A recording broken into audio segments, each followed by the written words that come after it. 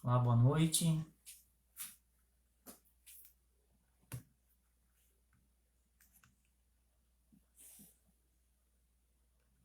Por favor, vocês que forem chegando aí, eu não sei se vai aparecer os comentários aí.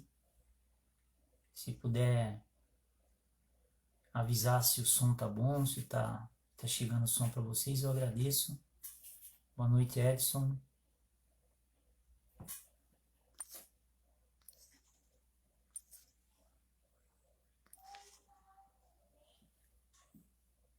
Tá ouvindo bem aí, Edson? O som tá saindo legal?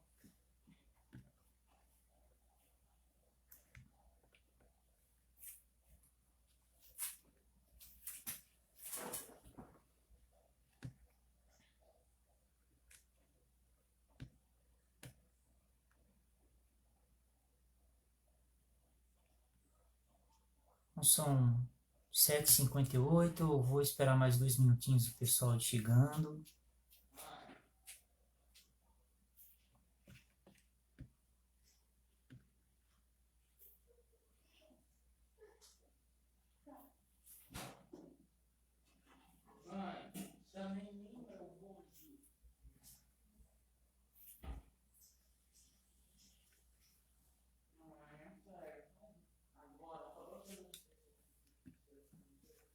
Obrigado, Edson, pelo retorno. Mais um minutinho a gente já começa com a nossa prece.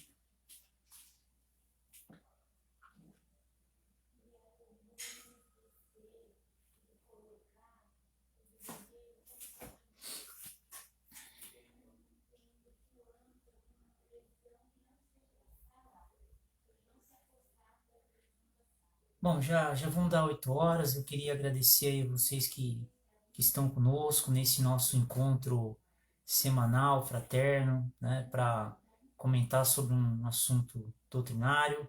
É sempre um prazer estar aqui com vocês, refletindo sobre temas diversos da doutrina espírita, sobre temas do Evangelho, para que possamos crescer, aprender cada vez mais. Então são 8 horas. Vamos fazer então nossa prece inicial.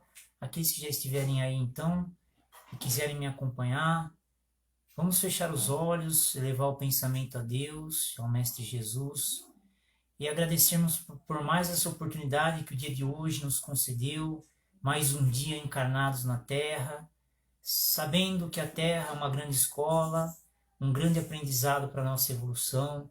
Temos que ser gratos somente por isso, e mesmo que o dia tenha sido difícil para alguns de nós, sabemos que tudo isso é para o nosso engrandecimento espiritual. E, muitas vezes, para que possamos corrigir aqueles erros do passado. Somos gratos pela oportunidade que a tecnologia nos trouxe, através das leis imutáveis de Deus, de podermos nos reunir dessa forma, nesse período tão difícil, para que possamos continuar refletindo sobre esses temas tão importantes da vida, temas tão importantes espiritualmente, que nos fortalecem, que nos dão força e conhecimento para que possamos seguir em frente. Assim, com a permissão de Deus e do Mestre Jesus, abrimos esse nosso encontro da noite. Que assim seja. Você que eventualmente chegou depois da oração, seja bem-vindo. Você que assistirá depois a esse vídeo, agradeço. Deixe seu comentário aí para que possamos melhorar cada vez mais esse nosso encontro para as nossas reflexões. Bem, hoje eu escolhi o item 5 do capítulo 12, né? O capítulo intitulado Amai os vossos inimigos. O tema é os inimigos desencarnados. Como eu costumo fazer, eu vou ler o trecho do Evangelho para o nosso comentário. Algumas vezes eu costumo quebrar essa leitura em alguns parágrafos. Hoje eu vou fazer um pouco diferente. Eu vou ler todo o tema, porque ele é curto, ele dá pouca coisa mais que uma página, e depois eu faço os comentários sobre ele. Então vamos lá. Os inimigos desencarnados. O espírita tem ainda outros motivos de indulgência para com os inimigos. Porque sabe, antes de mais nada, que a maldade não é o estado permanente do homem, mas que decorre de uma imperfeição momentânea. E que da mesma maneira que a criança se corrige dos seus defeitos, o homem mau reconhecerá um dia os seus erros e se tornará bom. Sabe ainda que a morte só pode livrá-lo da presença material do seu inimigo, e que este pode persegui-lo com o seu ódio, mesmo depois de haver deixado a terra. Assim, a vingança assassina não atinge o seu objetivo, mas, pelo contrário, tem por efeito produzir maior irritação, que pode prosseguir de uma existência para outra. Cabia ao Espiritismo provar, pela experiência e pela lei, que rege as relações do mundo visível com o mundo invisível, que a expressão extinguir o ódio com o sangue é radicalmente falsa, pois a verdade é que o sangue conserva o ódio no além-túmulo. Ele dá, por conseguinte, uma razão de ser efetiva e uma utilidade prática ao perdão, bem como a máxima de Cristo: amai os vossos inimigos. Não há coração tão perverso que não se deixe tocar pelas boas ações, mesmo a contragosto. O bom procedimento não dá, pelo menos, nenhum pretexto a represálias. E com ele se pode fazer de um inimigo um amigo antes e depois da morte. Com o mau procedimento ele se irrita, e é então que serve de instrumento à justiça de Deus para punir aquele que não perdoou. Pode-se, pois, ter inimigos entre os encarnados e os desencarnados. Os inimigos do mundo invisível manifestam sua malevolência pelas obsessões e subjugações a que tantas pessoas estão expostas, e que representam uma variedade das provas da vida.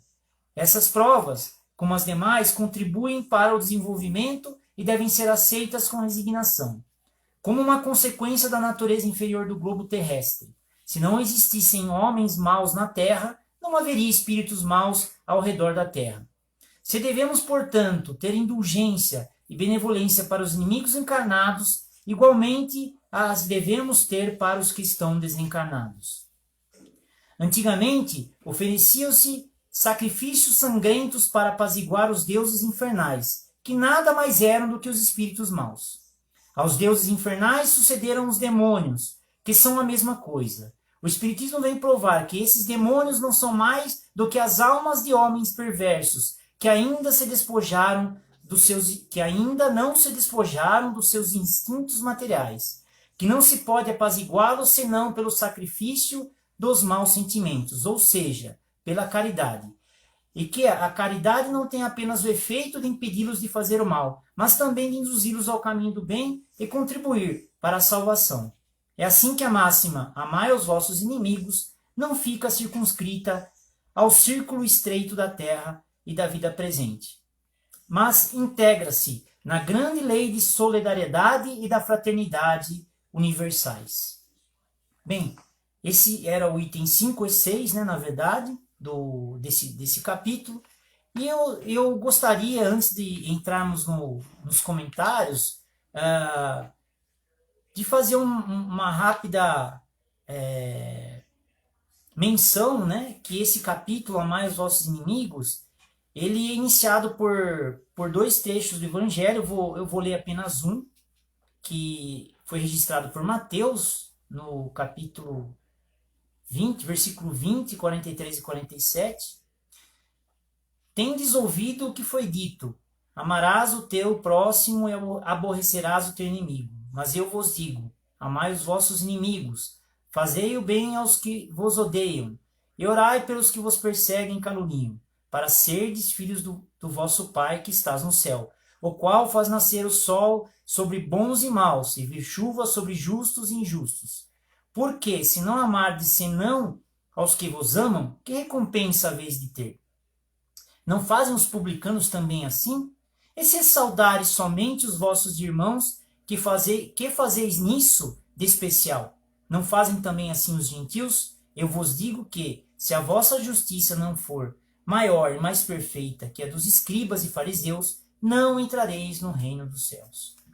Bem, e aqui eu gostaria de só fazer uma ênfase, quando ele fala assim, porque se não amardes senão os que vos amam, que recompensa haveis de ter? Esse questionamento que Jesus faz. Porque é muito mais fácil para nós, mesmo quando falando em relação aos encarnados, é muito mais fácil para nós termos bons sentimentos, amarmos aqueles que têm a reciprocidade conosco. Ou seja, aqueles que têm a mesma afinidade que nós, aqueles que também nos prezam, aqueles que estão sempre nos apoiando. Então, isso é muito tranquilo para nós, porque nós sabemos que aquilo que nós nos doarmos a essas pessoas, sejam os nossos familiares, entes queridos e mesmo amigos, de alguma forma isso retornará para nós. Então, nós já estaremos recebendo em retorno aqui na Terra esses benefícios que nós fazemos a esses entes queridos. Não que isso deixe de contar a nosso favor, mas, de certa forma, isso já está contabilizado. E é muito mais difícil expressarmos bons pensamentos, bons sentimentos para aqueles que não nos querem bem, para aqueles que nos prejudicaram, para aqueles que de alguma forma nos desequilibraram durante essa encarnação e durante outras encarnações. Agora, o ponto é que quando Jesus fala para amar os inimigos, é importante que nós façamos uma distinção. Jesus não fala para que nós tenhamos o mesmo apreço, os mesmos sentimentos, esse mesmo amor, um amor paterno, o amor filial, o amor pelos tios, o amor que você tem pelos seus cônjuges, para aquele que te prejudicou em algum momento, porque você não tem afinidade nenhuma. O que ele pede é para que nós respeitemos esses irmãos que de alguma forma nos prejudicaram, entendendo que eles são irmãos que são ignorantes em relação às leis divinas, ignorantes em relação às leis de Deus, e que assim como nós, porque nós também não somos perfeitos, estão numa caminhada evolutiva. Talvez se nós já conseguimos não cometer esses erros e ainda há pessoas que os cometem contra nós, é porque esses irmãos ainda estão atrasados. Ele fala para que nós tenhamos ciência, que nós confiemos, tenhamos fé na lei divina, porque a própria lei divina vai, de certa forma, cobrar desses irmãos, através da lei de causa e efeito, aquilo que eles nos fizeram de mal.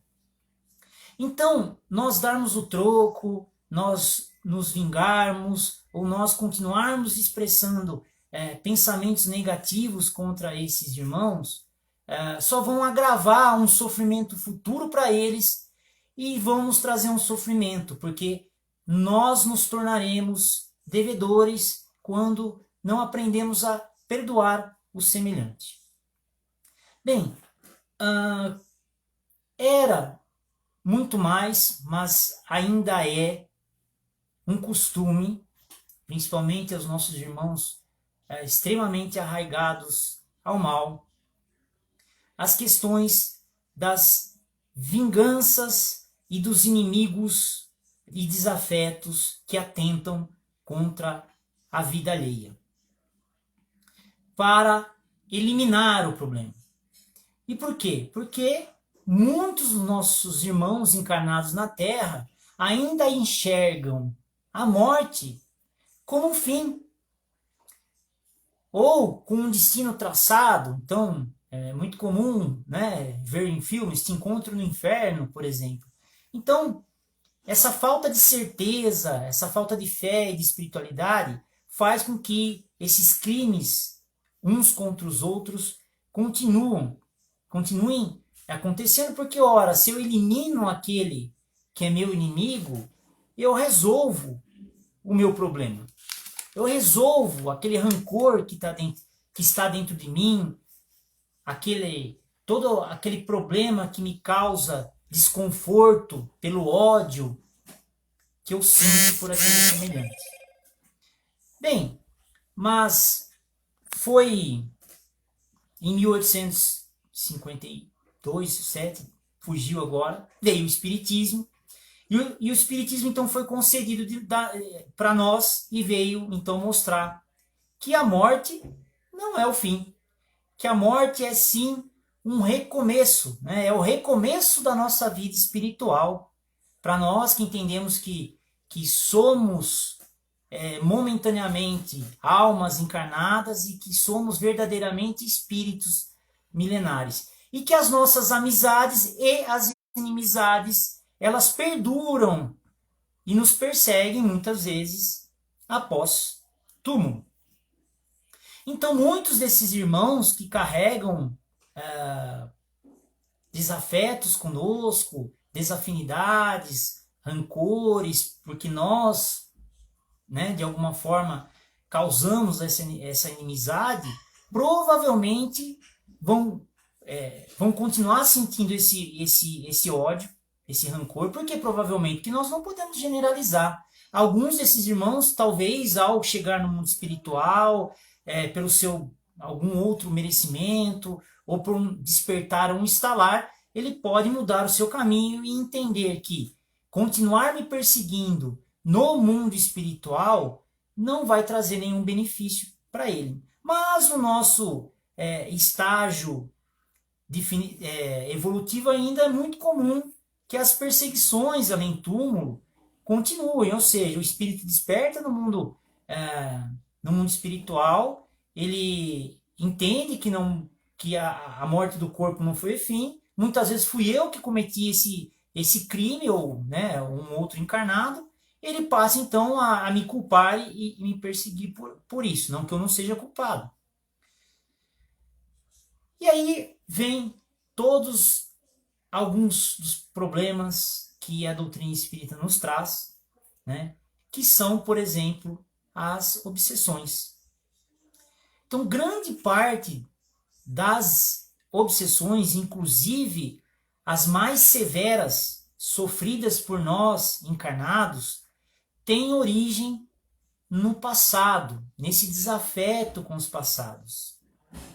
Porque como espíritos reencarnacionistas, vivemos em eras remotas onde a barbárie era muito pior do que é hoje. Não que ela tenha terminado, infelizmente, mas muito maior do que era antes. Então, com certeza, seguindo a cultura que existia na época, nós angariamos aí muitos inimigos mortais, muitas vinganças que talvez nós tenhamos cometido. E esses irmãos, eles desencarnados, de alguma forma, nos encontram e começam, então, um processo de influenciação, de influenciar a nossa vida, influenciar os nossos pensamentos, nos desequilibrando, nos intuindo a pensamentos mais baixos. E com isso vem outros problemas conhecidos da humanidade, como a baixa estima, a depressão, por conta dessas influências. Em um grau mais elevado, né, porque Kardec classificou a obsessão em três tipos, né, o que ele chama de obsessão simples, a fascinação e a subjugação. A obsessão simples é a influência do espírito, ele falando algumas coisas para nós, para que nós nos desanimemos ou façamos coisas equivocadas. E a última, que é a mais severa, a subjugação, o espírito praticamente ele toma conta de nós como um todo, né? Vamos dar um exemplo aí com, óbvio, tomadas proporções, mas muitos dos filmes que onde havia a possessão das pessoas, onde as pessoas se mexiam involuntariamente, isso sim é registrado por Kardec, que é possível o espírito influenciar de certa forma que até movimentos sejam feitos de forma pela vontade do obsessor e não pela vontade do obsedado. E veja, A obsessão severa, ela pode se dar, inclusive, para um espírito que está encarnado hoje, num processo de expiação crítico. André Luiz trata muito desse assunto nas suas literaturas. Eu não vou me recordar aqui qual dos livros da sua série menciona isso, mas eu me lembro bem que ele conta um caso onde ele foi junto com o Calderaro, seu mentor, para fazer um amparo numa residência. Existia lá uma mãe com um filho especial, né, com uma dificuldade física muito grande,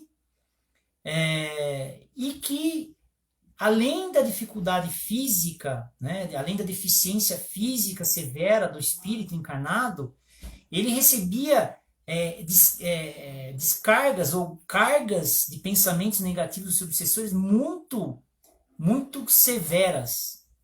E quando elas eram aplicadas pelo obsessor e pelos seus comparsas, o espírito sentia tamanho sofrimento, que isso é narrado por André Luiz, que realmente isso impactava de forma muito forte o espírito, a mãe. E aí então eles vão lá socorrer, vem um espírito elevado, socorrista, né, que eu não me lembro o nome, da senhora, e ele acaba então, naquele capítulo, eles acabam conseguindo socorrer orientar os obsessores, socorrer a criança, a mãe, de forma a amenizar aquela expiação daquele espírito.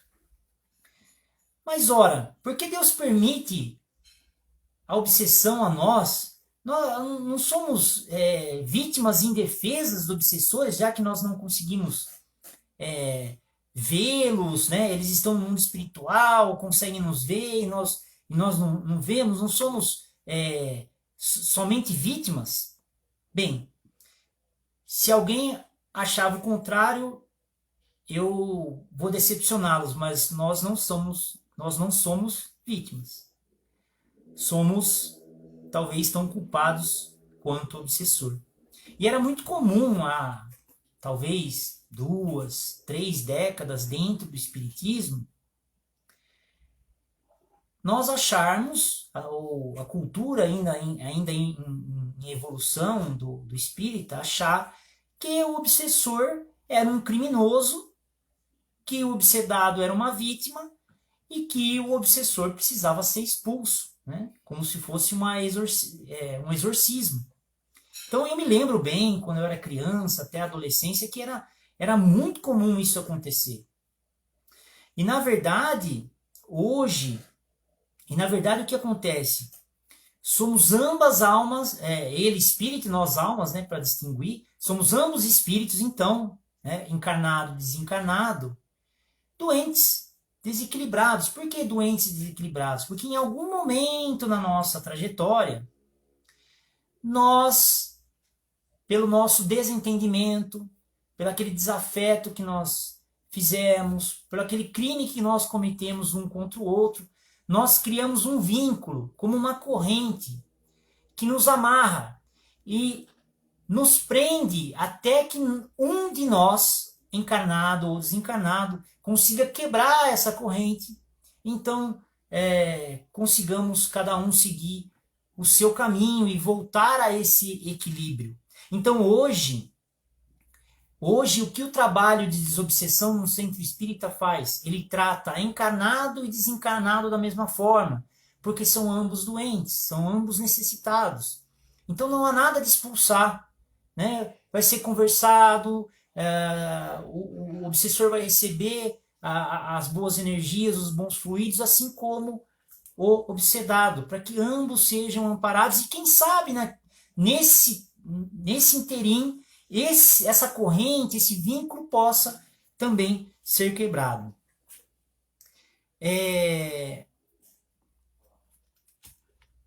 Bem, seguindo então sobre o tema que está vinculado no capítulo aí, no item 5, quando a gente fala principalmente das obsessões mais simples, porque as obsessões mais severas, ela começa, né, a partir de uma obsessão mais simples, depois uma fascinação e subjugação. Então, como é um processo, como é que começa então O que é que permite essa obsessão? É somente o vínculo? Não, não é somente o vínculo. É o nosso abrir o campo vibratório para que o obsessor possa passar a nos influenciar. Mas o que é esse campo vibratório que nós abrimos? Os nossos pensamentos e as nossas ações, elas geram energias elevadas, positivas, né, fluidos, ou negativos e inferiores. Ou seja, quando nós agimos em desencontro com as leis de amor de Deus, nós baixamos, né, o campo vibratório, nós emanamos energias e fluidos inferiores negativos, permitindo que esses espíritos que, com os sentimentos de vingança, também expressando essas energias, deixemos com que eles se conectem a nós, então passem a nos influenciar, e assim nós passamos, claro, a sofrer. Mas esse sofrimento, gente, é uma oportunidade de expiação que Deus nos dá. Poderia não ser esse espírito a colocar-nos à prova, essa prova da expiação, por esse crime que nós cometemos? Poderia. Esse espírito poderia escolher, esse obsessor poderia escolher não fazer isso e seguir outro caminho. Nesse momento em que ele comete novamente essas cobranças, né? Como alguém que acha que cobra, ele passa a ser uma ferramenta de Deus para que eu seja provado, para que eu seja expiado, mas passa a ser também um devedor, porque geralmente nós cobramos mais do que o outro deve quando estamos com um sentimento inferior. Então, temos que tentar manter o nosso padrão vibratório alto, né? E não deixar com que os sentimentos inferiores, com que a cólera, a raiva, o desânimo, esses são ingredientes altos para que nós entremos em sintonia com esses espíritos. Então, aquele velho conselho que sempre ouvimos nos comentários, nas exposições espíritas, é pertinente. Orai e vigiai. Por quê? Porque o orar e vigiai, né? Orar como a ferramenta da prece nos é dada, o vigiai sobre os nossos pensamentos, sobre os nossos comportamentos, vai fazer com que nós mantenhamos esse nosso padrão vibratório elevado, dificultando então com que esses irmãos nos influenciem. E tem um outro ponto. Se nós temos alguém querendo nos cobrar no mundo espiritual, pronto para se tornar um obsessor, mas ele nos conheceu naquela vida passada onde éramos criminosos, aonde ainda agíamos como bárbaros talvez, ou em algum crime que cometemos sem pensar no momento de fraqueza, numa outra encarnação. Mas se ele me acompanhar, eu manter todas as minhas ações forem em conformidade com a lei de Deus, ele não consegue achar uma brecha, mas ele vai começar a enxergar em mim uma mudança. Isso vai despertar algo nele. Ele vai ver, poxa, esse não é aquele que eu conheci no passado. Alguma coisa aconteceu com ele. E essa oportunidade, muitas vezes, desse espírito nos acompanhar, seja nos evangelhos no lar, seja nesses nossos encontros, seja na casa espírita, e muito provavelmente ele vai receber a oportunidade de ser amparado. Talvez as lições do evangelho que ele vai nos acompanhar durante esses encontros vai ajudar com que ele se reequilibre também. O texto de Kardec ele menciona inimigos mortais. E talvez a gente possa pensar assim, mas eu não teria mais, mesmo que eu tenha alguém que eu não né, que o santo não bate, como o pessoal diz, eu não teria coragem de matar ninguém agora, não teria coragem de ter um inimigo a ponto de assassiná-lo, de tirar a vida física dele. olha, muito provavelmente você não vai mais criar inimigos mortais. Mas os desafetos que nós estamos angariando muitas vezes durante essa nossa encarnação. Pessoas que nos magoaram, fizeram algo talvez grave, ou que nós interpretamos ser grave para nós, e que pelo orgulho nós não perdoamos ainda. Pessoas que nos caluniaram, prejudicaram de alguma forma, e eu ainda mantenho o sentimento de rancor, quem sabe aguardando o momento de dar o troco. Né? De repente um colega de trabalho que, para receber uma promoção no meu lugar, inventou algumas coisas, falou mal de mim, e eu acabei perdendo a oportunidade, aquela oportunidade, né? E eu fico ali, né, guardando aquele rancor, esperando, falando assim, não, mas você vai ver, vai ter troco. Tudo isso, meus irmãos, meus amigos, vai nos acompanhar. Não vai ficar aqui. Nós não vamos nos transformar em santos quando deixarmos a matéria. E tem um ponto muito importante. Quando será a oportunidade que nós teremos novamente de encontrar esses desafetos, esses irmãos que estamos angariando agora, e refazermos, né? E repararmos quando fomos nós, ou perdoarmos? Quando será a nova oportunidade? Primeiro, não existe um prazo fixo para a reencarnação. Quando desencarnar, não sei se vai levar 100, 200, 300, 400, 500 anos. Eu não sei nem se nós vamos reencarnar no mesmo orbe. A Terra está num processo de transição, num processo de evolução. E não sei se eu vou encarnar aqui, se eu vou para um outro planeta inventar roda, se ele vai acompanhar a Terra, eu não sei.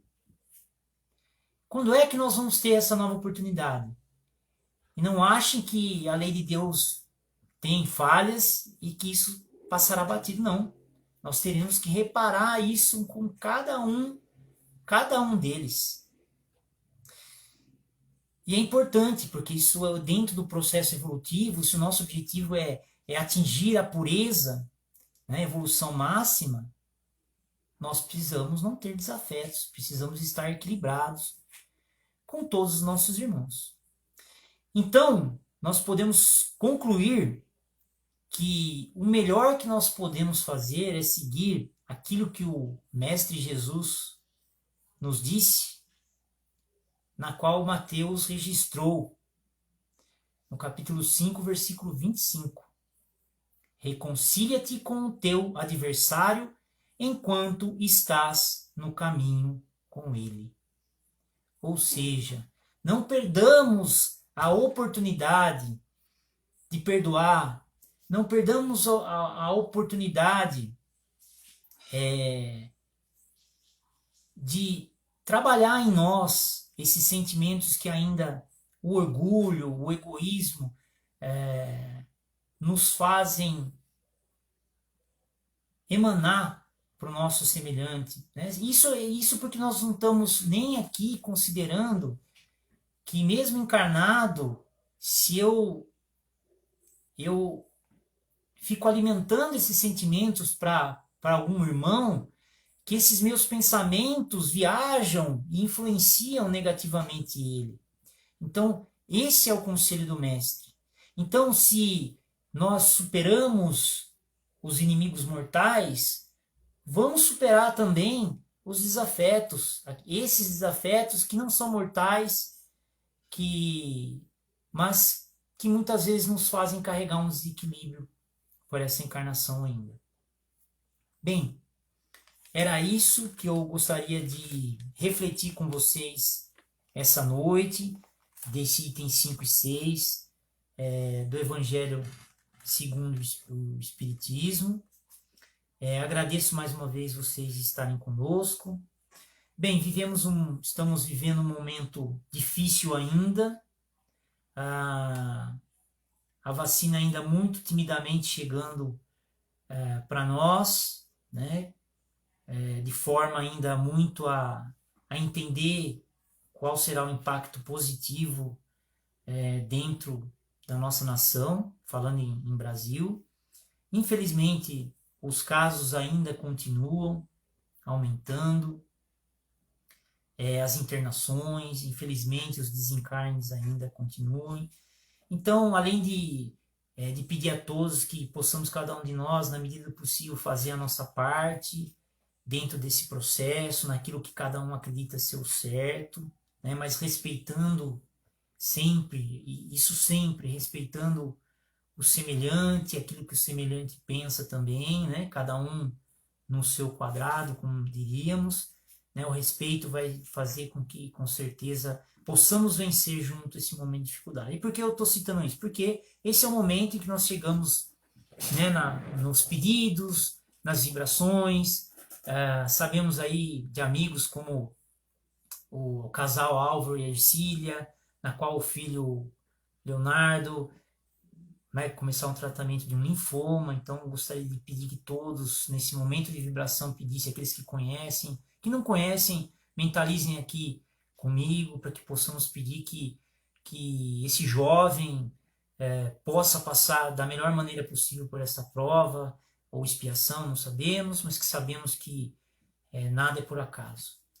E aquele que tiver aí, que deixou a sua água, esqueci de avisá-los, desculpem, mas aqueles que deixaram a sua água, aqueles que sabem de algum irmão, algum ente querido, algum conhecido, trabalho que está com uma dificuldade muito grande, vamos aproveitar esse momento. Então vamos fechar os olhos pedindo ao Pai Celestial